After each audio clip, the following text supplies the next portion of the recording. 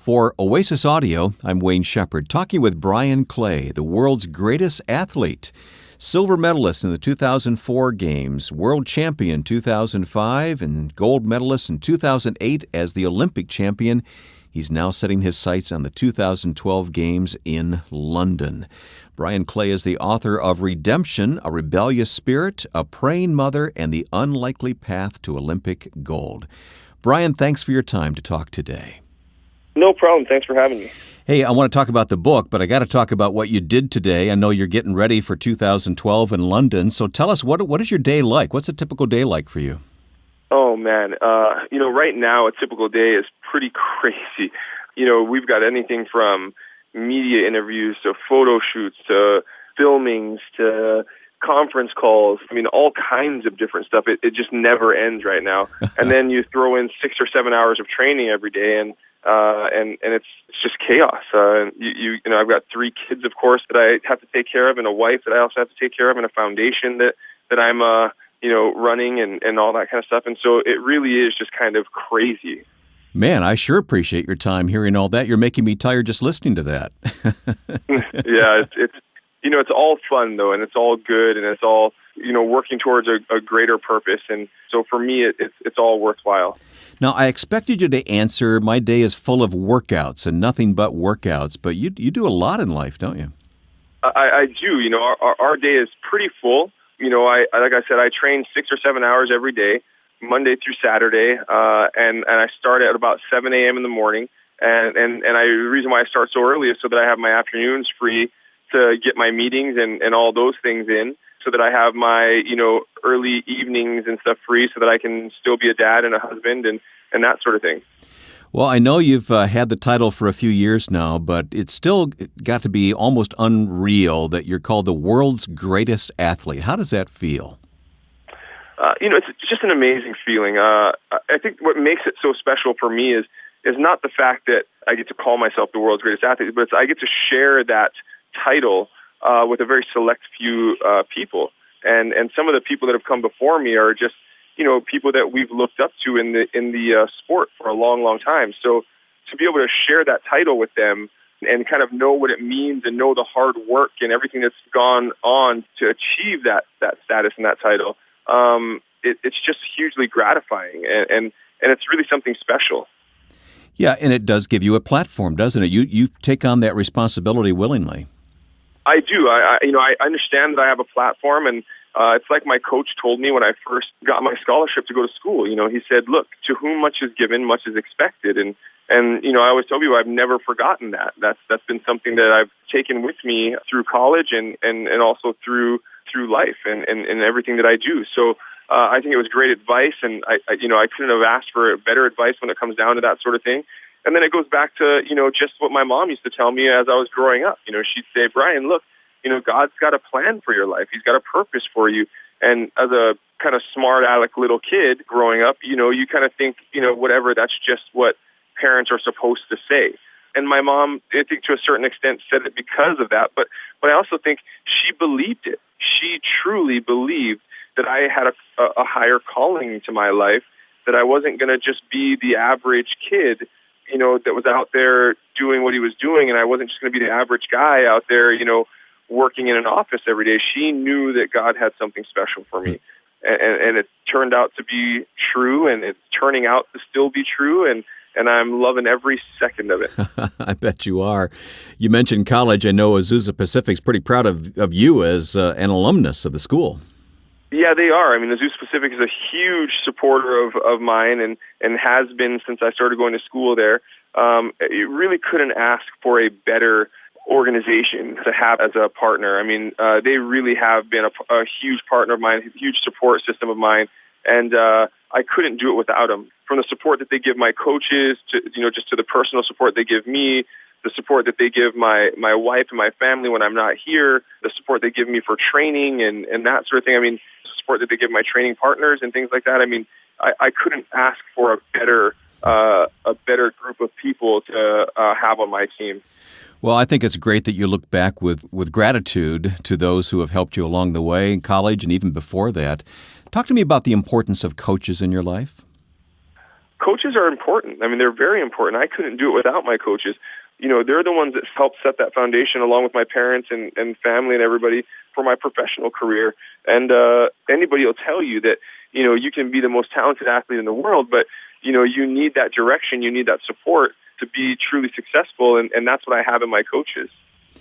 Now, your book is subtitled A Rebellious Spirit, A Praying Mother, and the Unlikely Path to Olympic Gold. Talk to me for just a moment about the rebellious spirit. I know it's in the book, but I want to hear you describe what life was like for you.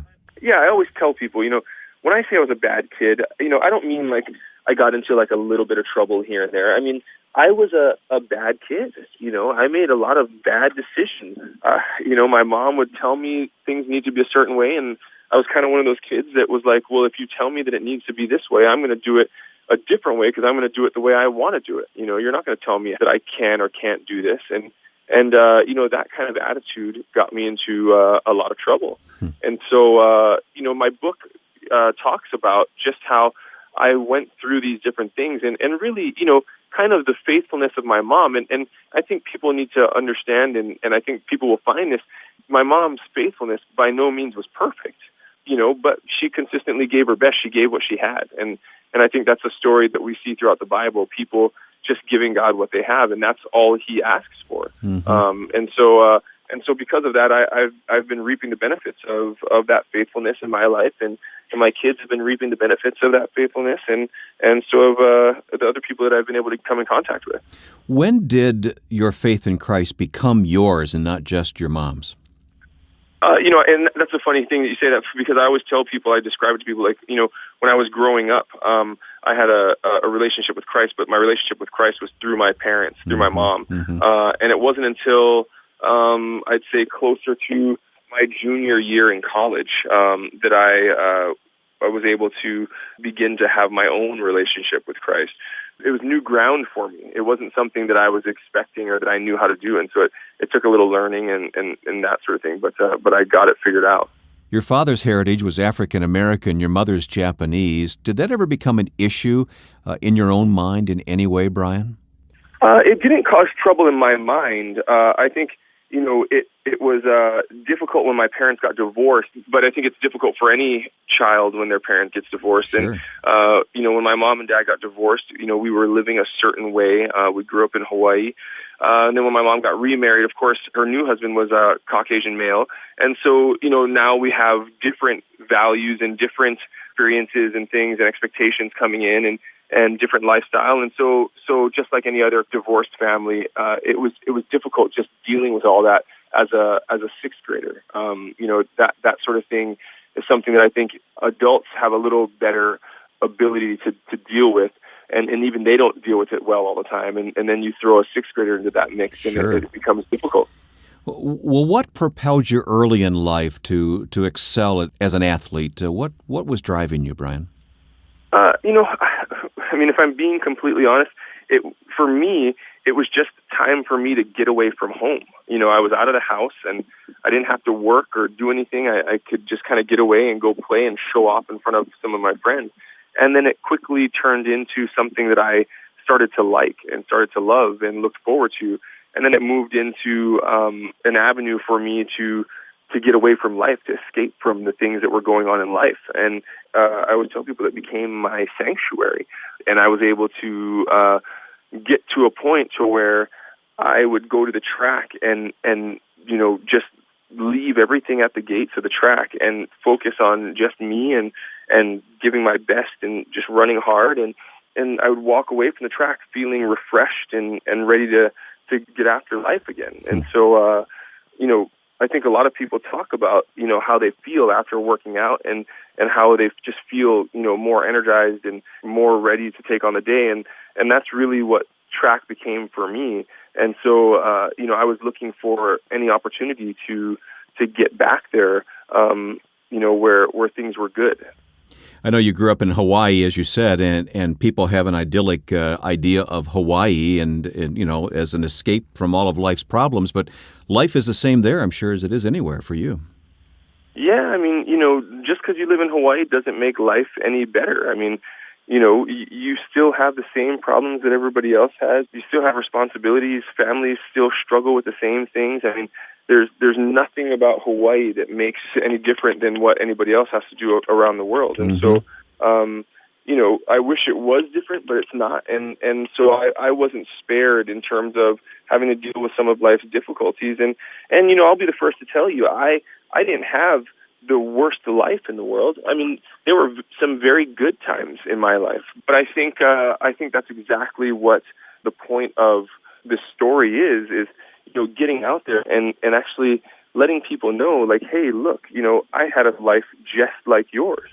I grew up just like you. My parents were divorced too, and letting them realize that, look, this isn't uncommon anymore. This is a very common thing, and you can be very, very successful, and you can make it through that, and you can see all of your dreams come true, even though you didn't have, the ideal circumstances.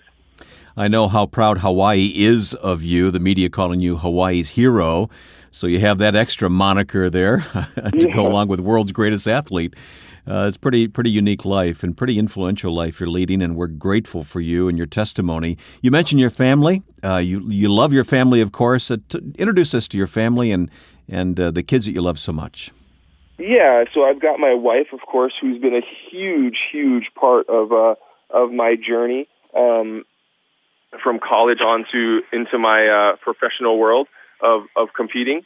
And then I've got, her name is Sarah, and we got married in 2004, just before the Olympic Games. And it's been an absolute blast ever since. I mean, we have really just been having a great time and really looking forward to the next. I mean, we've been married, I think it's been 8 years now. So, and it's gone by so quick, and we really are just looking forward to every day. I mean, we have a great time together. I think we're best friends. We get along great. And I couldn't ask for a better partner to go through life with. I mean, it's just been absolutely amazing. And so that's my wife. And then I've got my kids. So I've got my son, Jacob, who's 6 years old. My daughter, Catherine, who's 4, and my daughter, Ellie, who's 2. I'm sure you want your kids to be anything God wants them to be, but any athletes in that bunch that you can spot so far? Possibly. You just never know with these types of things. I think sometimes you have slow bloomers, sometimes you have, early bloomers, and you just don't know what their interests are going to be this early in life. So, like you said, I mean, what we're hoping is that they just find something that they love, and, that we can support them in that, and that they can become passionate about it and really, be successful and maybe make the world a better place with their efforts. And if we can do that, then I think, and have them hang on to their morals and their values and know what's true and that sort of thing, then I think we've done our job as parents, and I think we'll all have a happy life, in the future. So, we'll see. I don't have any plans for them of my own. We'll kind of let them dictate what that looks like. I'm 100% with you on that one, Bryan. I really am. Now, as you've said, you wear many hats, and one of the hats is the foundation that you've put together to help kids. And I want you to talk about that and what joy that brings to you to see kids come along in that way. Yeah, well, kids are if I can be a little cheesy, and copy and steal a line from Whitney Houston, I think that the kids are our future. Mm-hmm.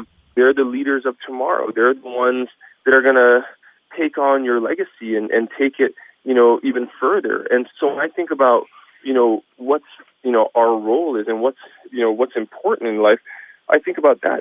It's investing in our youth. It's investing in our kids and making sure that, not just that they have the things that they want or need, but also that they have the skills and the know-how, and that we empower them to be successful individuals that know what they believe, that are convicted by their beliefs, and they're willing to stand up for what they believe in. And I think that we all have a job to help our youth figure that out. I don't think that being a parent, just because you're a parent that you have that job. I think every adult out there that is in earshot of someone that's a kid has a responsibility to do that. And so that's just my beliefs. I know a lot of other people think differently, but that's how I believe, that's how I was raised, and that's how I'm going to raise my kids to do it. And hopefully, like I said, my kids will grow up and influence the world, and hopefully there'll be some other kids out there that'll do the same thing. It's a window to your heart to hear you talk about kids in that way, Bryan. It really is, and we're grateful for it. Now, you are preparing, as we said, for the 2012 games in London. Mm-hmm. How can we pray for you? I know this is a lot of hard work, and I don't think any of us really understand what a difficult road it is. But so how can we pray for you? I think that, one of the biggest things, we have a prayer chain here with our church and everything, and one of the biggest things that I always tell people, besides, just staying healthy and, not getting injured or sick or anything like that, I mean, those are just the kind of the things that you would expect. There are so many pressures and so many people pulling you in different directions, and so I think that I would just have the wisdom to make the right decisions, that I would continue to seek out what God's will is in my life and continue to try to do the right thing. I think sometimes that line between what's right and what's wrong can really get blurry, and it can become difficult to see clearly. And so that, so a lot of times I'd love, just to have that wisdom, or at least someone in my life that can help me, make those decisions and help me just think clearly, and then that I would just remain true to who I am and what I believe, that I'd be able to keep my priorities in their proper order and not start to sacrifice the things that are important to me or that I know that are right, and hopefully that we would continue to be successful in whatever it is that we do, so that we can have a huge impact on what's going on in the world. Just curious, have you ever had a chance to meet any of the other great Olympic Christian athletes of the past? Like who? Who would you be? I'm thinking of Louis Zamperini from the 1936 games, who lives in Southern California. Ever meet Louis? I actually have met Louis. He's a great guy, unbelievable Christian, with an unbelievable story, and just the cutest old guy you've ever seen, and just on fire for Christ. Really just on fire for Christ. And it was really just a pleasure to meet him and chat with him for a while, and just get to see the real man behind the story. But yeah, I met him at the Golden Goggles Awards, which was a swimming awards for the swimmers, and I was handing out an award there, and he was presenting an award as well, and so I got to meet him backstage and chat with him for a while. But yeah, just a stand-up guy, amazing person, and if you've read his story, I haven't read his story, but I Yes. know about it, and just an amazing story. Yeah, his book is Unbroken. It's a wonderful, wonderful book. He's got an incredible story, as you've said, and I just wondered if you'd ever met Louis. Yeah, I was able to meet him. And like I said, really, he is just a good guy, just a great guy. I really enjoyed being able to talk with him. Imagine running in the 1936 Olympics, huh? I know. That's just crazy. Well, Bryan, it's been great to get to know your heart. Again, your book is entitled Redemption, A Rebellious Spirit, A Praying Mother, and the Unlikely Path to Olympic Gold by Bryan Clay, headed for the 2012 Games in London, the decathlon. Bryan, thank you so much. No problem. Thank you. I really appreciate you having me on. For Oasis Audio, I'm Wayne Shepherd.